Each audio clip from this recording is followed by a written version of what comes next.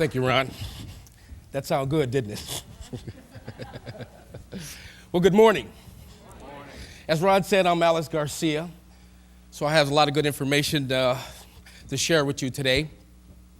In fact, today I'm going to talk a little bit about overcoming negativity in the workplace, but put a lot of focus on overcoming it in the workplace. In fact, by a show of hands, how many of you would say that you have some negativity, or at least a negative person, in your workplace? Now, if they're here, don't raise your hand. Don't raise your hand. In fact, everyone's hand should be up, because every organization in the country has some negativity in it. However, it is those organizations which have learned how to overcome or at least deal with negativity are the organizations that are most efficient, most productive, more effective, and generally a better place to work. So I'm going to share with you what I consider the 4 primary skills that individuals in your organization must develop or cultivate in order to remove, eliminate, or at least reduce the negativity in your workplace. Skill number 1, cultivating positive relationships. This is extremely important when we're talking about overcoming negativity. That is cultivating positive relationships. In fact, I can't think of anything more important in corporate America than developing as many positive relationships as possible. But we have to keep in mind, this requires conscious effort on our part, because what happens to many of us is that we will join an organization and we will run across that one person who will walk up to you and say, "Welcome aboard. We're glad you're on our team. But stay away from Jamie, man, she's kind of crazy. Welcome aboard.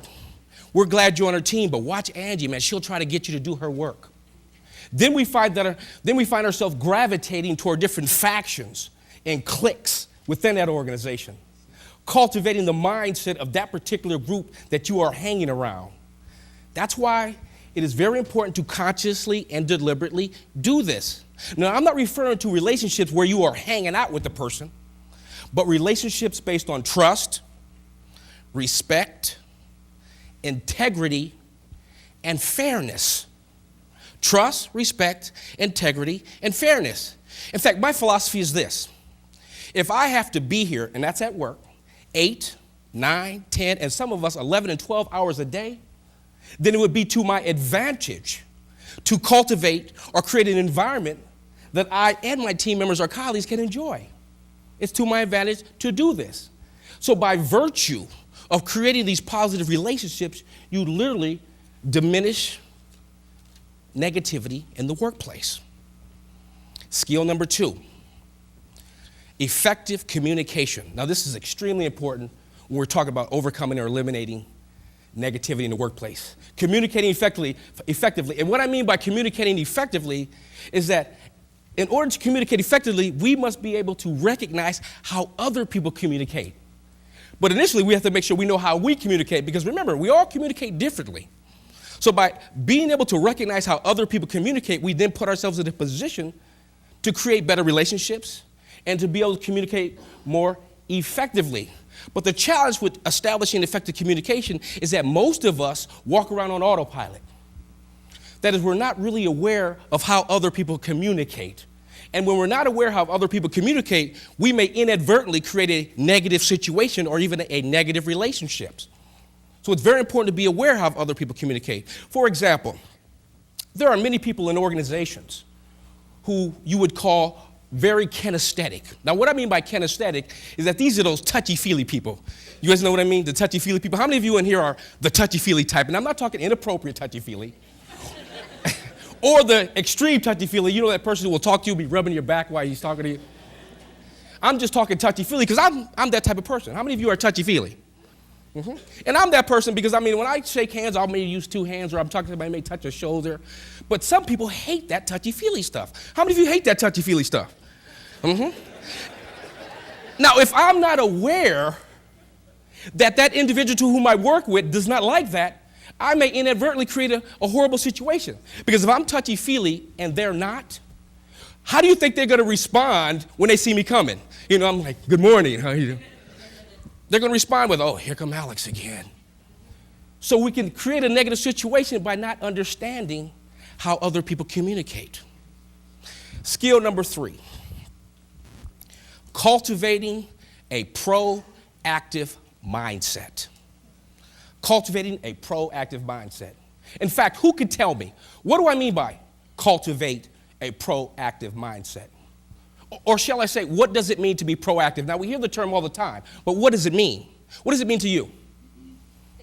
Think ahead. What else? Initiate. In fact, both of these individuals are correct. Now, what I mean by cultivate a proactive mindset is that you need to decide in advance how you want things to work out. That is, you need to decide in advance how you want things to work out. Because remember, the majority of us are habitually reactive. That is, depending on how someone approaches us, depends on what someone says to us, we then react to it and hope that things work out. In fact, being reactive is probably the single greatest contributor to negativity, stress, frustration, as well as creating those feelings of being out of control. Now, you'll hear me talk a little bit about control, and what I mean by control as it relates to this program, in that it is synonymous with you accepting responsibility for causing the effects in your life. That is, you accept responsibility for causing the effects in your life. Because most of us have a tendency to blame every circumstance, situation, and person for what happens to us. That is, you are stressing me out. You're driving me crazy. In reality, who's stressing you out? Yourself, by virtue of how you have chosen to interpret that situation. So it's very important that we begin to cultivate those feelings that I am in control. In fact, the degree of control that you feel you have over your life and over your circumstances is in direct proportion to how happy you are, how productive you are, and how well you deal with circumstances and situations that you did not or could not plan for. So it's very important that we begin to cultivate those feelings that I am in control, and we do that by being less reactive and more what? More what? That is, you are going to decide in advance how you want things to work out. And finally, skill number 4, developing a persuasive leadership style for the leaders of that organization. Developing a persuasive leadership style. Because studies suggest that as much as 45 to 50% of leaders in business and industry in this country utilize an autocratic leadership style, that command and control leadership style. That is, these autocrats have the attitude that I'm the boss and you do what I tell you to do. My way or the highway. Now, what most of these autocrats don't understand is that that leadership style is obsolete. It is no longer effective. It has gone the way of the 8-track tape. Because when you have to use your rank, your position, your authority to get people to do what you want them to do, is that leadership? Is that leadership? No. That's being dictatorial. Because true leadership is getting individuals to do what you want them to do willingly.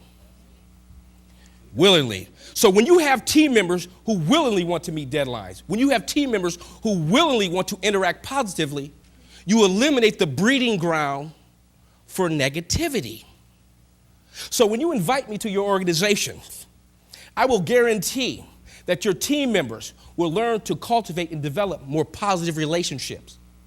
That your team members will be able to communicate more effectively and more positively. That your team members will cultivate a more proactive mindset.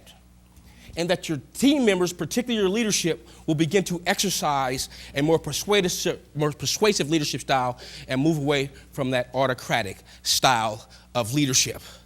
But keep in mind, in order to eliminate negativity, individuals within an organization must recognize that they must take on personal responsibility.